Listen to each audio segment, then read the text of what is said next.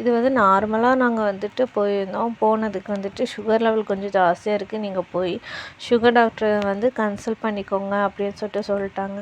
சரின்னு சொல்லிட்டு நான் சுகர் டாக்டரை போய் பார்த்துட்டு அவங்க சொன்னாங்க, இந்த மாதிரி வந்துட்டு உங்களுக்கு வந்து சுகர் வந்துட்டு இதே மாதிரி இன்க்ரீஸ் ஆகிட்டே இருந்துச்சுன்னா நீங்கள் வந்துட்டு டோசேஜ் வந்து ஜாஸ்தியாக வந்து வச்சு இன்சுலின் போடுற மாதிரி இருக்கும் அப்படிங்கிற மாதிரி சொன்னாங்க.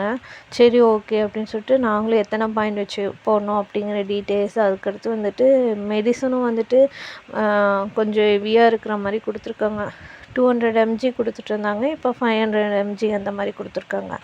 சரி சொல்லிட்டு வெளில வந்ததும் என்னால் சுத்தமாக முடியல, நான் ரொம்ப டயர்ட் ஆகிட்டேன்.